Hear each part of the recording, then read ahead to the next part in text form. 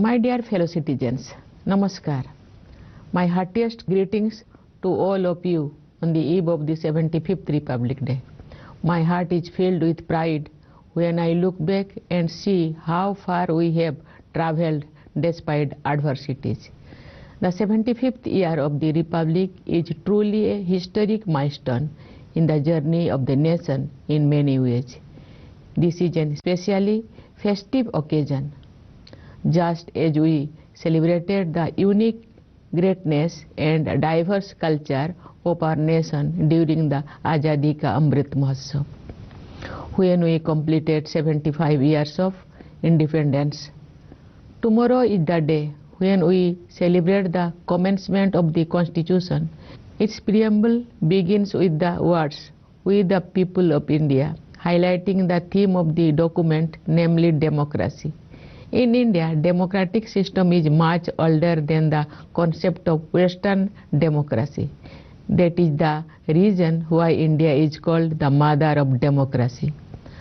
After a long and difficult struggle, on 15th August 1947, India became free from foreign rule.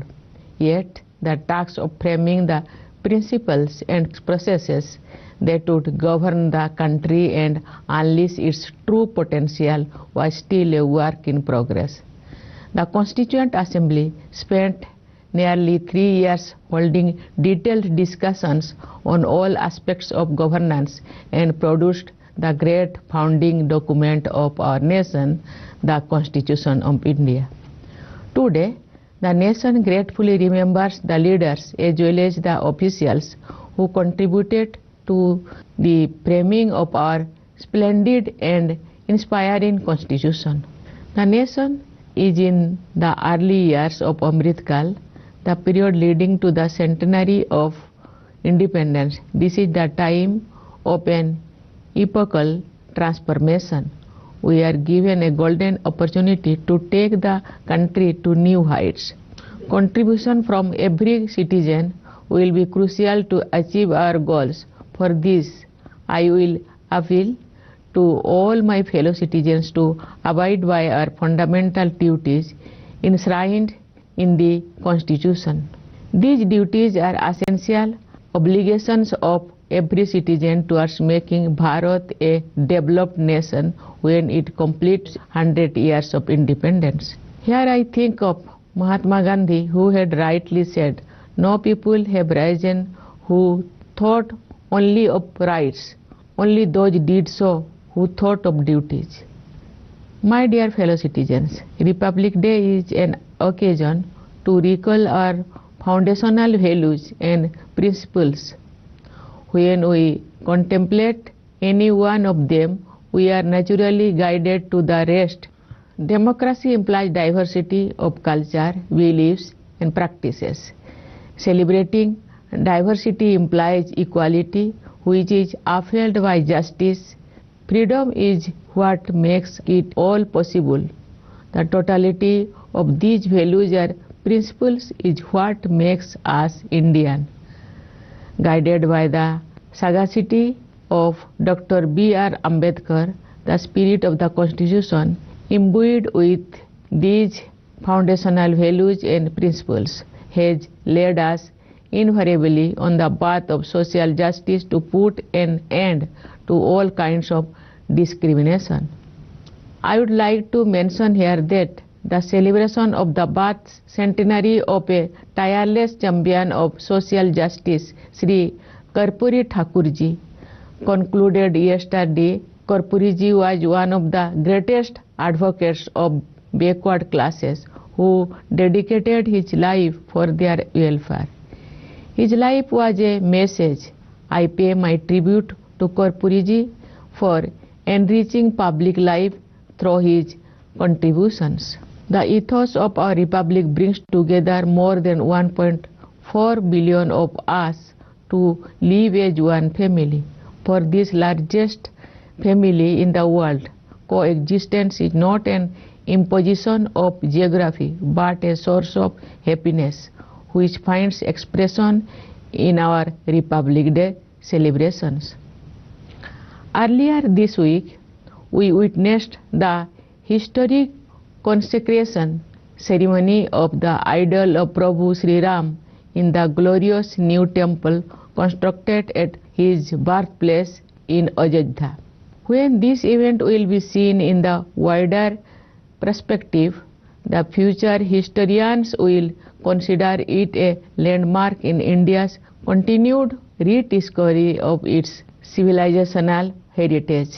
The construction of the temple commenced after the due judicial process and the decision of the highest court of the land. Now it stands as a grand edifice, giving a befitting expression not only of people's faith but also as a testament to people's enormous trust in judicial process. My dear fellow citizens, our national festivals are momentous occasions when we together look back and look ahead. If we look at the year since the last Republic Day, there is much to be pleased about. The successful organizing of the Group of 20 Summit in the capital under India's presidency was an unprecedented achievement. What was all the more noteworthy was the way the people were involved in the G20 events. The ideas and inputs traveled not downwards from the top but upwards from the bottom. The magnificent event provided lessons for all in making citizens participants in strategic and diplomatic matters that are in the final analysis going to shape their own future. The G20 summit also boosted India's emergence as the voice of the global south, adding a necessary element to the international discourse. We also progressed further towards the ideal of gender equality when the Parliament passed the historic Women's Reservation Bill. I believe the Nari Shakti Bandhan Adhiniyam will prove to be a revolutionary tool of women's empowerment. It will also go a long way in improving the processes of our governance. When more women will be involved in the matters of collective importance, our administrative priorities will be more in tune with the needs of the masses. It was also the year when India went to the moon, becoming the first to land on the lunar South Pole region. After Chandrayaan-3, the Indian Space Research Organization rolled out a solar mission as well. Recently, Aditya L1 was successfully put into the halo orbit. We began the new year with the launch of our first X-ray polarimeter satellite called XPOSat, which will study space mysteries like black holes. Many more space missions are planned in the current calendar year. I am happy to add that India's space journey is slated to cross new milestones. Preparations for the Gaganyaan mission, our first human space flight program, are proceeding smoothly. We have always been proud of our scientists and technology experts, but now they are aiming far higher than before and delivering too. India's space program is aimed at expanding and deepening the role of science and technology for the benefit of the entire humanity. The amount of enthusiasm we see in the country for the ISRO's initiatives is heartening. New achievements in this area have fired the imagination of the young generation. More children, I am sure, will become interested in science and cultivate a scientific temper. It will also inspire more youngsters, especially young women, to pursue careers in science and technology. My dear fellow citizens, India is moving ahead with confidence, which comes from and is also reflected by the robust health of the economy. Our GDP growth rate has remained the highest among major economies in recent years, and we have all reasons to believe that this extraordinary performance will continue in the year 2024 and beyond.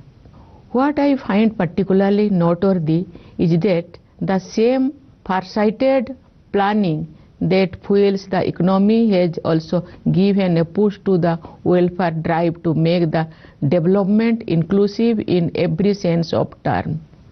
The government had increased the scope of schemes to provide free food to the weaker sections of society during the pandemic days.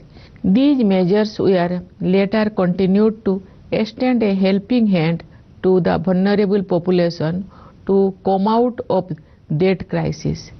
Expanding the scope of that initiative, the government has decided to provide free food grains to over 81 crore people for 5 years. This may be the biggest welfare initiative of its kind in history. Moreover, there have been a number of mission mode schemes to increase the ease of living for all citizens. From the availability of safe and adequate drinking water at home to the security of having one's own home, these are basic minimum requirements, not privileges. These matters are beyond any political or economic ideology and must be seen from a humanitarian perspective. The government has not only expanded and enhanced the welfare schemes, but it has also redefined the idea of welfare itself. It will be a proud day for us all when India becomes one of those few countries where homelessness is a rarity. Similarly, the national education policy gives adequate thrust to bridge the digital divide and create a uniform educational structure for the benefit of the underprivileged students. The expanding insurance cover of the Ayushman Bharat scheme aims to bring together all beneficiaries under its umbrella and provides a great reassurance to the poor and the vulnerable. Our sportspersons have raised India's profile on the international stage. In the Asian Games held last year, we made history with a record-breaking tally of 107 medals, and we won 111 medals in Asian Para Games. We are glad to see that women are making very impressive contribution to our medal tally. Our sports stars have inspired children to take up diverse sports and games, helping them boost their self-confidence. I am sure that our sportspersons who are infused with this new confidence will deliver an improved performance in the upcoming Paris Olympics. Dear fellow citizens, in recent times, many conflicts have emerged around the world and several parts of it have been suffering from violence.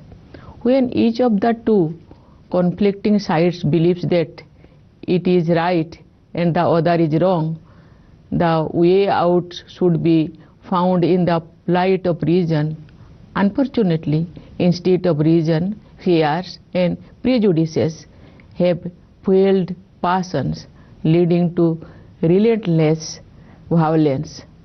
There have been a series of humanitarian tragedies on a large scale, and we feel aggrieved over the human suffering.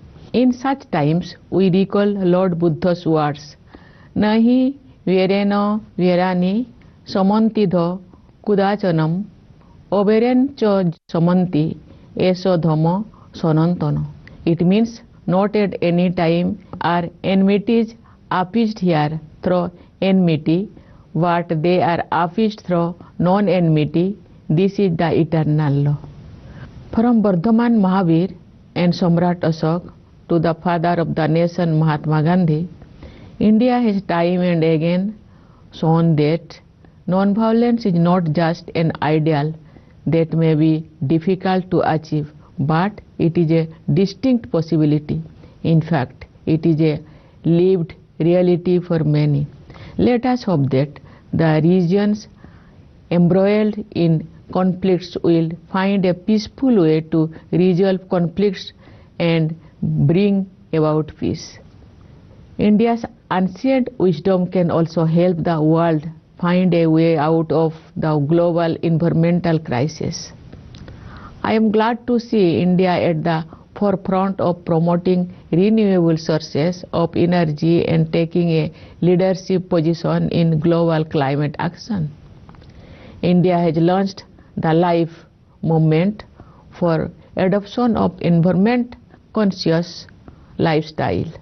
The global community has appreciated our country's emphasis on individual behavior change for dealing with the issues of climate change.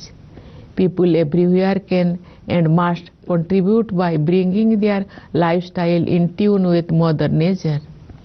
That will not only help save the planet for the generations to come, but will also enhance the quality of life. Dear fellow citizens, the period of Amritkal is also going to be the period of unprecedented technological changes. Technological advances like artificial intelligence and machine learning have moved from headlines into our daily lives at a breathtaking speed. There are numerous areas of concern in the foreseeable future, but there are also exciting opportunities ahead, especially for the youth. They are exploring new frontiers. We need to do all we can to remove hurdles from their path and let them unleash their full potential. What they want is equality of opportunity. What they want is not the same old rhetoric of equality, but the realization of our cherished ideal of equality. It is, after all, their confidence that is building the India of tomorrow. Moreover, the mind of the youth is shaped by teachers who are the real architects of the nation's future. I would also like to make a thankful mention of our farmers and laborers who toil silently and make a mighty contribution to creating a better future for the nation. On the eve of this auspicious occasion, India also gratefully salutes the members of our armed forces, police and paramilitary forces, without whose valor and vigil we would not have scaled the great heights we have. Before I conclude, let me offer my greetings to the members of the judiciary and civil services. My Republic Day greetings to the officials of India's missions abroad and the diaspora community. Let us all dedicate ourselves to serve the nation and fellow citizens in every way we can. My best wishes to all of you in this endeavor. Thank you. Jai Hind, Jai Bharat. For more such videos, subscribe to the NewsX YouTube channel, hit the bell icon.